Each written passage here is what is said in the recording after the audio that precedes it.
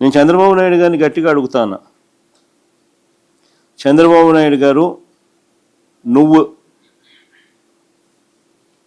నువ్వు నీ కొడుకు ఇద్దరికి సవాల్ విసురుతాను.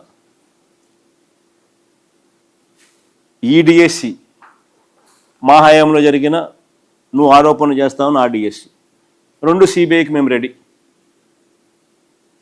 మేము తప్పు చేయలేదు కాబట్టి నేను రెడీ అంటాను. నువ్వు రెడీనా? ఛాలెంజ్. చంద్రబాబు నాయుడు గట్టిగా అడుగుతాను, ఆయన కొడుకుని ఇద్దరిని.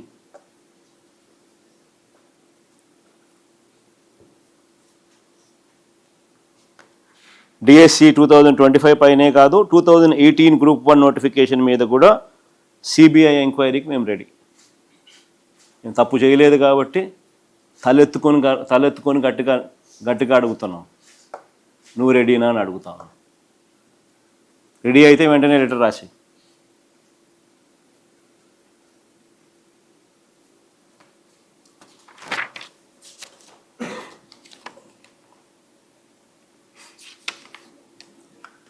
అప్పటి డిఎస్సి పరీక్షకు, అంటే మా హయాంలో జరిగిన డిఎస్సి పరీక్షకు ఇప్పుడు డిఎస్సి పరీక్షకు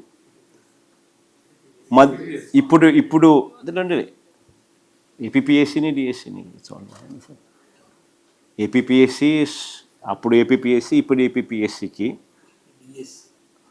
రెండు పబ్లిక్ సర్వీస్ కమిషనే కదా, పరిధిలోకి వస్తాయి కదా రెండు కూడా. అప్పటి ఏపీపీఎస్సి పరీక్ష ఇప్పుడు డిఎస్సి మాదిరిగా పేపర్ లీకేజ్ అనేది ఇంతకుముందు నేను చెప్పిన కొన్ని అప్పటికి ఇప్పటికీ మధ్య తేడాలు చెప్పిన. తేడాలు ఏంటి? First time in the history పరీక్షే రాయకుండా నువ్వు టీచర్ ఉద్యోగాలు ఇస్తూ ఉన్నావు. ఇంతకుముందు ఎప్పుడైనా జరిగిందా? జీవోలు ఇచ్చింది సాక్షాత్తు ఎడ్యుకేషన్ మంత్రి అనే వ్యక్తి సంతకాలు లేకోకుండా, ఎడ్యుకేషన్ మంత్రి కాంకరెన్స్ లేకుండా జీవోలు ఇవ్వగలుగుతారా?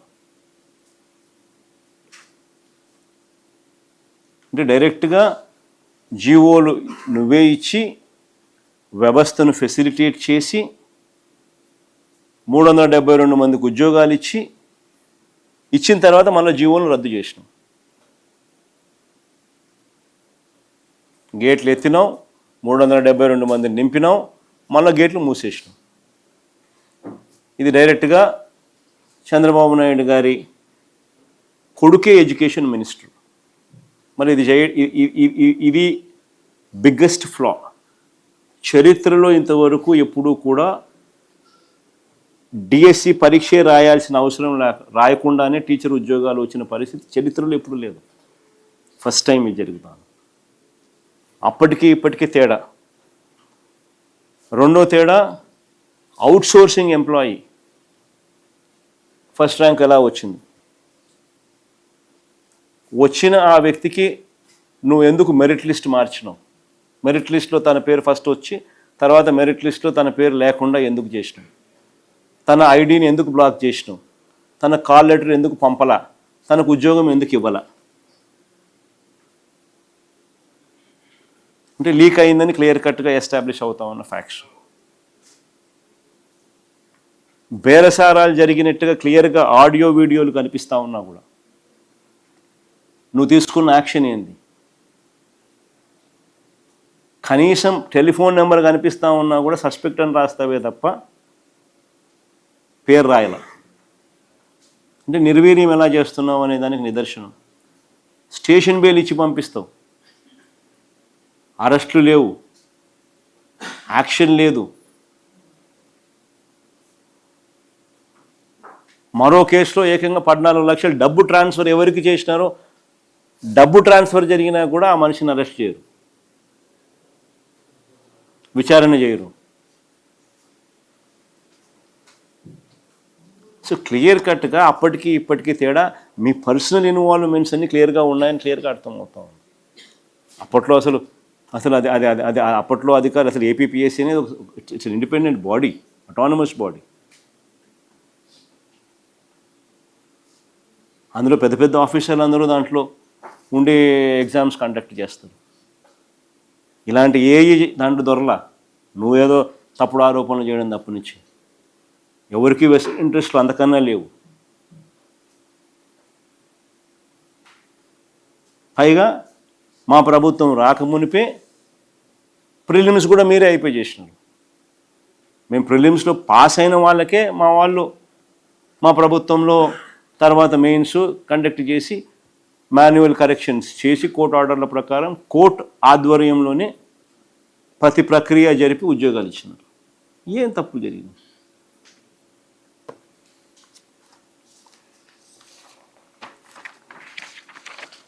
బేసిక్లీ ఈ రెండు విషయాలు ఈరోజు సుదీర్ఘంగా చెప్పడం జరిగింది.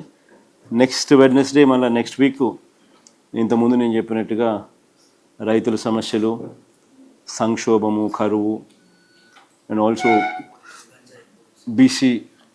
బీసీలకు సంబంధించి ఎవరు ఏం చేసినారు, బీసీల రిజర్వేషన్లకు సంబంధించి అంశాలు, ప్లస్ పోలీసుల చేతనే డైరెక్ట్గా దగ్గరుండి గంజాయి అమ్మిస్తూ ఉన్న పరిస్థితి, రాష్ట్రం మొత్తం గంజాయి ఆంధ్రప్రదేశ్గా ఎలా మారిపోయింది, ఈరోజు ఏ రకంగా ప్రతి ఊరి చివర ప్రతి ఊర్లోకి గంజాయి పాకింది.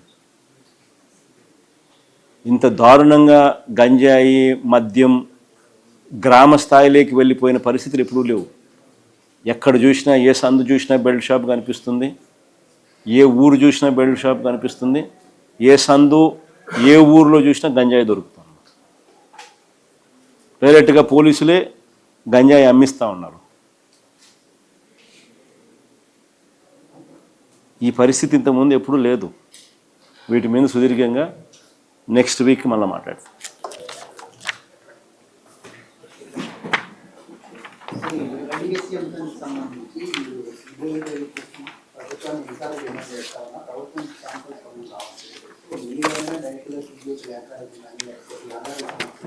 ఏంటి రమేష్?